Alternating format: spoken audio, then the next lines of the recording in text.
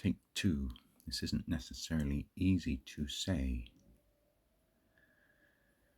One day ago, so this thing I often do with rhyming words, to put ache with faith for the sake of it, to make of it what I will, has begun to spill like ink from quill, like liquor from a still, like I'm a steam engine working overtime, so that I wake with it. I cannot quit from the dream time with word signs. I'm compelled to spell, make time to write rhyme all of the time. It's like a crime. It's no joke. If these words spoken out loud were worth a sentence in a warm, dry cell for disturbing the peace and quiet of suburban, semi-detached communities, if only I could claim some sort of diplomatic immunity and flash my credentials as poetic license, not meant to cause offense to officers' official policies, to make arrest of this insanely talented bard, but not but bad, anarchistic, Christed hippie, this country bumpkin fairy king who's wound up on the outskirts of that village known as London City. Cry me a river of arrows from this quiver. In this cold spell I'm quivering, I'm shivering now, sitting on the doorstep to let this flow go. And I know that I can't stop until I've got a sense of what this sentence wants to say about this presence and pretense and present tense, and so hence I'm following this weird thought structure all through the way to the end of when the ink dries from pen onto the page. There is no end in sight to the insanity of my plight. These word strings stretch my bow as my elbow pulls these arrows back, so that when I let my fingers go, the arrows fly to where I know not how. My arm released the aim to show the target of my dreamtime space, to bridge the gap between poetry and prose. I analyze what's going on behind my eyes, between earlobes, this mushy brain flesh fetish wish to know how neurons glow with heat beneath the housing of the skull-capped nose. Inside the cranium, the hum of hopium, like opium, seeks to calm the rushing, gushing torrent flow as cymbals clash, kaleidoscoping hope of riding rapids in this boat, not crashing to the sides of rocks, not capsizing over spilling, this sensation of fulfilling cargo haulage from the beginning, from the end to the beginning. Back to the beginning, communication is the point of living. The whole ball point of living is forgiving, not for taking, nor forsaking, loving, being in relationships that float upon the rivers to the seas. Humanity's disease is never ending entities, with restless stress of trying to describe the purpose of eternity. We know not why we are. Philosophy, theosophy, seeks to heal with homeopathy of like to like equations, equal to the hells of psychopathy when insanity overwhelms the wish to simply sit and fish for reasons to quell the turmoil of emotional upheaval, of the evils of this whirlpool's spiraling contagious inconsistencies, persuasion that an alien invasion must have made mankind unable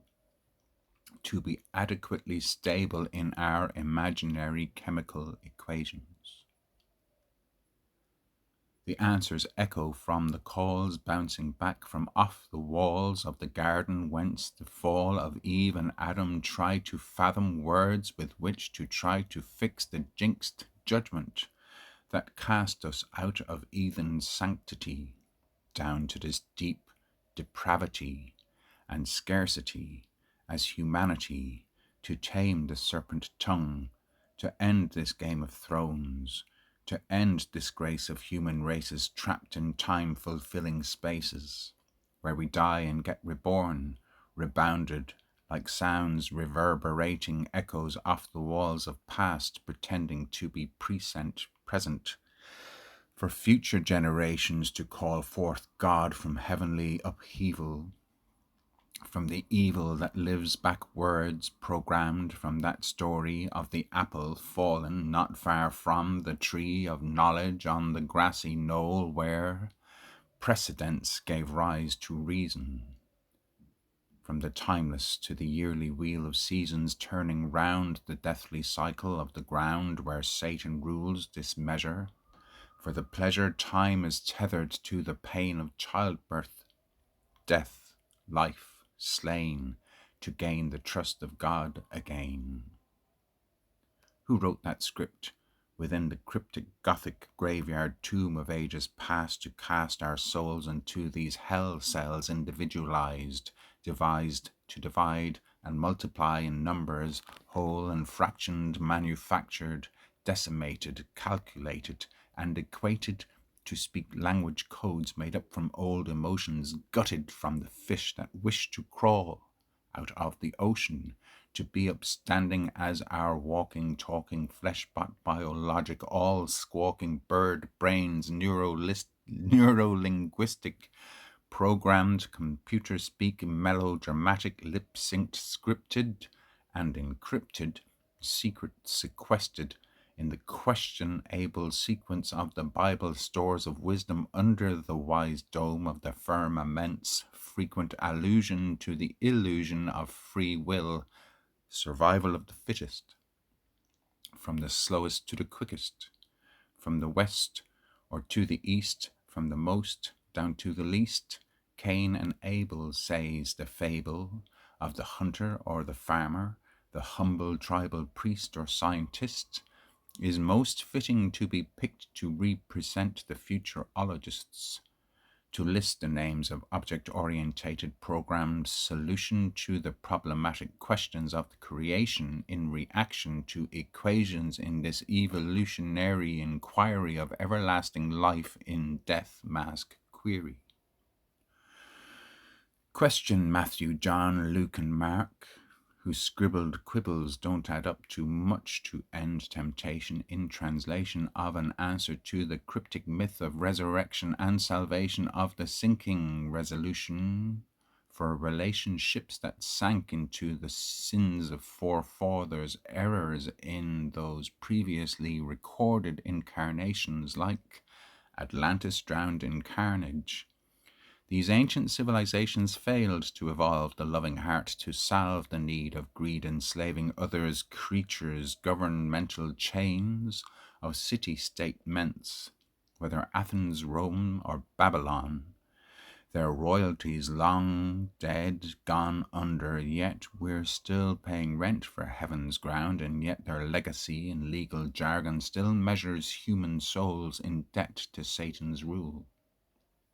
Still teach the primary of sin to children in schools, to fool the innocent, to take the blame of shame for giving voice to words of forked tongue sounds like science, to slice the circle into pieces of the pie,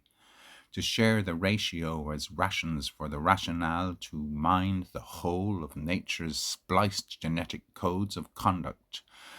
for social securities to conduct the electricity through wires in the brain as human sacrifice to artificial computation solutions for the problem of quantity equality, not quality of life divided by divisive calculated greed, to tyrants in the holiest of holies, religiously enslaved to the ones who claim Christ saved us all upon the cross where his holiness was lost, 'cause the empire struck back with crown of thorns to crucify the Son of manifest destiny for all the future generations to be ensnared, like a rabbit or a hare, or like the sheep and goats, penned in enclosures, given votes to count, to sleep and dream of a Pharaoh who will free their will to live and love as one on earth, or else to die for God and country in some war of conquest story, bit part player slayed for heaven's glory. And so I write this nervous, never-ending poem tomb, a poem that's flown away from home, to rhyme of a crime for which we serve life sentences, for past insurgency against the will of God's tongue made manifest by word of serpent sent to test the eloquence of Elohim, in some nightmarish, frightful scene of Shakespeare's will, or maybe Milton's dream of paradise lost, the wager of a gamble where two soldiers toss a pair of dice, where one has won and yet one has lost. The Christ left naked revelations for us to hold, old yet unresolved. I bet we better get forgiving before the war in which we are forgotten. Remainders, fractioned fictions for depiction in the next stage of this so-called evolution, liquidity solution. Image of a one-eyed God looks like a monotheist, sat like Satan in the Skynet firmament, governing our thoughts like thought. Canal took 4 hours to write that sequence of synopsistic syllogisms. God, I hope you appreciate the time spent questioning your serpent.